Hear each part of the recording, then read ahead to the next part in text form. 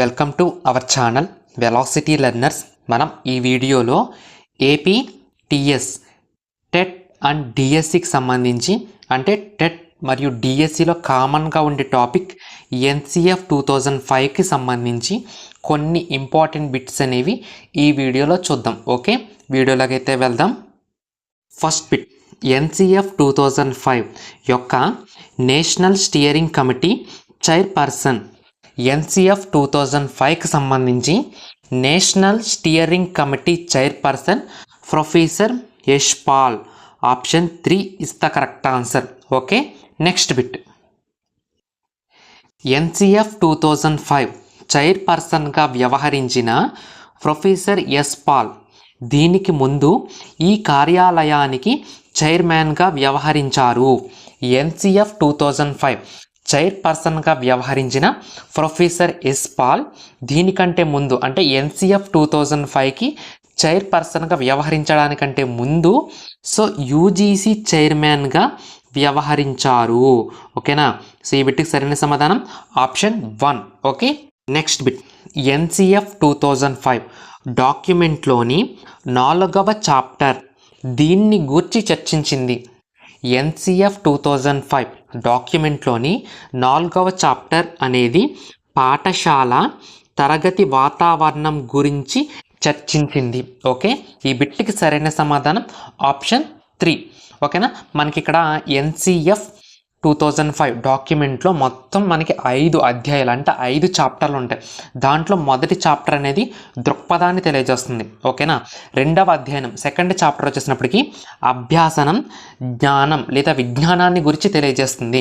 మూడవ అధ్యాయం వచ్చేసినప్పటికీ విద్యా ప్రణాళికా క్షేత్రాలు, రంగాలు, పాఠశాల దశలను పరిగణనం మరియు మదింపు అంశాలను తెలియజేస్తుంది. ఓకేనా, 4వ చాప్టర్ 4వ అధ్యాయం వచ్చేసినప్పటికీ పాఠశాల తరగతి వాతావరణం గురించి తెలియజేస్తుంది. నెక్స్ట్ 5వ చాప్టర్ అంటే 5వ అధ్యాయం వచ్చేసినప్పటికీ సంస్థాగత సంస్కరణల గురించి తెలియజేస్తుంది. ఓకేనా, ఇక్కడ మనకి 4వ చాప్టర్ దేని గురించి తెలియజేస్తుంది అని అడిగాడు కాబట్టి పాఠశాల తరగతి గది వాతావరణం గురించి తెలియజేస్తుంది. ఓకే, నెక్స్ట్ బిట్, దేశంలో ఇప్పటి వరకు ఎన్ని ఎన్సిఎఫ్లు ప్రకటించబడ్డాయి? దేశంలో ఇప్పటి వరకు 4 ఎన్సిఎఫ్లు ప్రకటించబడ్డాయి. అవి ఏంటో నెక్స్ట్ బిట్లో చూద్దాం. ఓకేనమ్మా, సో ఇప్పటి వరకు దేశంలో 4 ఎన్సిఎఫ్లు ప్రకటించబడ్డాయి. Option 2 is the correct answer. Next bit, దేశంలో ఎన్సిఎఫ్లను రూపొందించే బాధ్యత ఏ సంవత్సరం నుండి ఎన్సిఈఆర్టీకి అప్పగించడం జరిగింది? దేశంలో ఎన్సిఎఫ్లను రూపొందించే బాధ్యత మనకి 1988వ సంవత్సరం నుంచి ఎన్సిఈఆర్టీకి అప్పగించడం జరిగింది. ఈ బిట్కి సరైన సమాధానం option 3. Okay, next bit, NCERT ఆధ్వర్యంలో రూపొందించబడిన ఎన్సిఎఫ్ అంటే జాతీయ విద్యా ప్రణాళిక చట్టం కానిది అని అడుగుతున్నాడు. అంటే ఎన్సిఎఫ్లు ఇప్పుడు దాకా మనకి దేశంలో ఇప్పటి వరకు 4 ఎన్సిఎఫ్లు ప్రకటించబడ్డాయి అని చెప్పుకున్నాం. దాంట్లో ఫస్ట్ ఎన్సిఎఫ్ వచ్చేసినప్పటికీ ఎన్సిఎఫ్ 1975. ఓకేనా, ఎన్సిఎఫ్ 1975. సెకండ్ ఎన్సిఎఫ్ వచ్చేసినప్పటికీ ఎన్సిఎఫ్ 1988. అదేవిధంగా థర్డ్ ఎన్సిఎఫ్ వచ్చేసినప్పటికీ ఎన్సిఎఫ్ 2000.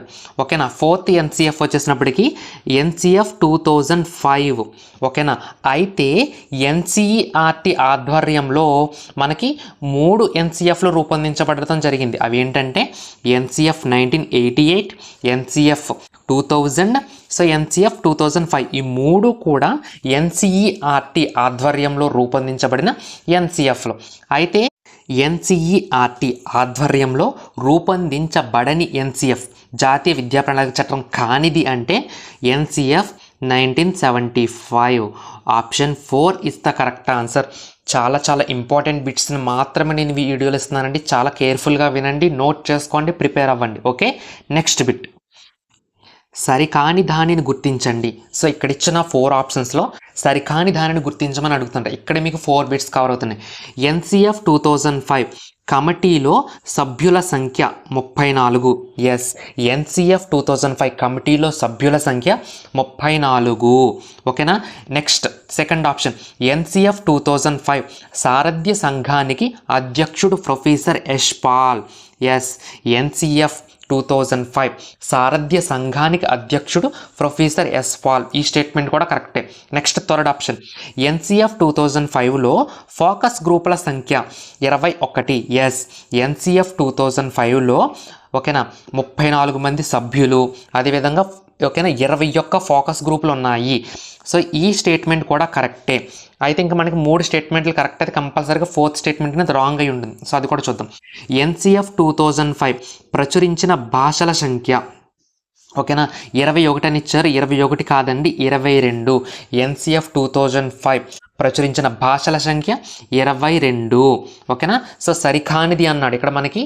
So 4th option సరికానిది. 21 అని ఇచ్చారు, 21 కాదు 22. ఓకే. నెక్స్ట్ బిట్, సరైన దానిని గుర్తించండి. సో ఇక్కడ 4 ఆప్షన్స్ ఇచ్చారు. ఆ 4 ఆప్షన్స్లో సరైనది ఏది అన్నారు. ఎన్సిఎఫ్ 2005 ఫోకస్ చేసిన అంశం భారం లేని అభ్యాసనము. ఎస్, ఎన్సిఎఫ్ 2005 అనేది ఏ అంశం మీద ఫోకస్ చేసింది అంటే భారం లేని అభ్యాసనం అనే అంశం మీద ఫోకస్ చేసింది. ఈ స్టేట్మెంట్ కరెక్ట్. సో ఈ స్టేట్మెంట్ కరెక్ట్. ఇది 1 అని క్లిక్ చేసి వెళ్ళిపోవచ్చా అంటే వెళ్ళకూడదు. ఎందుకంటే ఇక్కడ ఆప్షన్ 4 ఏమి ఇచ్చారు, పైవన్నీ అని ఇచ్చాడు. కాబట్టి రిమైనింగ్ ఆప్షన్స్ కూడా మనం వెరిఫై చేసుకుని అవి కాదు అని నిర్ధారించుకున్న తర్వాతే 1 క్లిక్ చేసి వెళ్ళాలి. నెక్స్ట్ ఆప్షన్ 2, ఎన్సిఎఫ్ 2005 నివేదిక పేరు సహజమైన సృజనాత్మకతమైన వాతావరణంలో ఆనందకర అభ్యాసనం. ఎస్, ఎన్సిఎఫ్ 2005 నివేదిక పేరు సహజమైన సృజనాత్మకమైన వాతావరణంలో ఆనందకర అభ్యాసనము. ఎస్, ఎన్సిఎఫ్ 2005 నివేదిక పేరు అదేనండి. సో స్టేట్మెంట్ అది ఆప్షన్ 2 కూడా కరెక్టే. సో ఇప్పుడు మనం పైవన్నీ ఆప్షన్ ఈజీగా క్లిక్ చేయొచ్చు. ఓకేనా. సో థర్డ్ ఆప్షన్ కూడా చూద్దాం. ఎన్సిఎఫ్ కమిటీలో తెలుగు ప్రాంతానికి చెందిన సభ్యులు శాంతా సిన్హా. ఎస్, మనకి ఎన్సిఎఫ్ 2005 కమిటీలో తెలుగు ప్రాంతానికి చెందిన సభ్యులు శాంతా సిన్హా గారు. ఎస్, మనకి ఆప్షన్ 3 కూడా సరైనదే.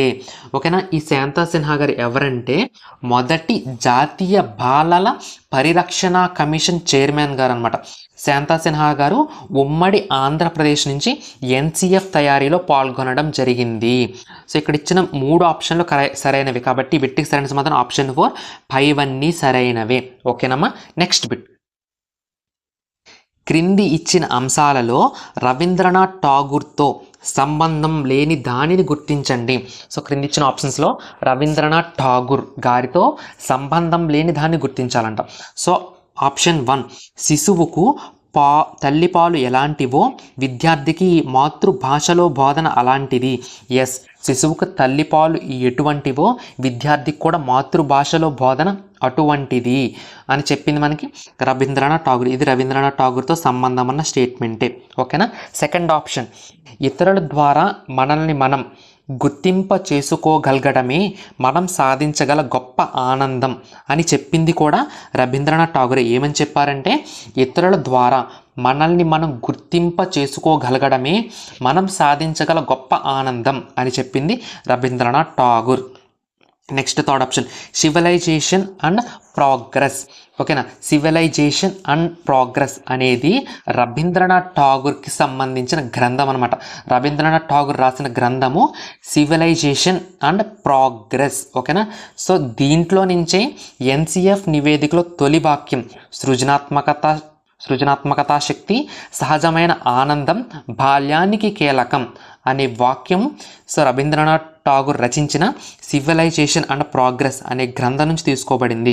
సో సివిలైజేషన్ అండ్ ప్రోగ్రెస్ అనేది కూడా సో రవీంద్రనాథ్ ఠాగూర్కి సంబంధించింది. నెక్స్ట్ ఆప్షన్ 4, విద్య చదువుకున్న మూర్ఖులను తయారు చేస్తుంది. సో ఈ స్టేట్మెంట్కి రవీంద్రనాథ్ ఠాగూర్కి సంబంధం లేదు. విద్య చదువుకున్న మూర్ఖులను తయారు చేస్తుంది అని మనకి అన్నది ఎవరంటే నీతా మోహలా. ఓకేనా.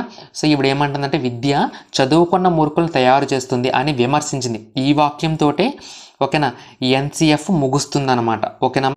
అంటే ఈ బిట్కి సరైన సమాధానం ఆప్షన్ 4, రవీంద్రనాథ్ ఠాగూర్తో సంబంధం లేనిది ఆప్షన్ 4. ఓకే.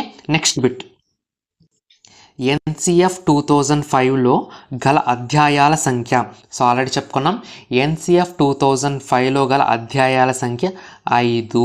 ఈ బిట్టికి సరైన సమాధానం ఆప్షన్ 4. ఓకే, ఇదండి ఈరోజు ప్రాక్టీస్ సెషన్. ఈ సెషన్ మీకు నచ్చినట్టయితే తప్పనిసరిగా లైక్ చేసి మీ ఫ్రెండ్స్కి ఈ వీడియోని షేర్ చేయండి. Okay, thank you guys, all the best.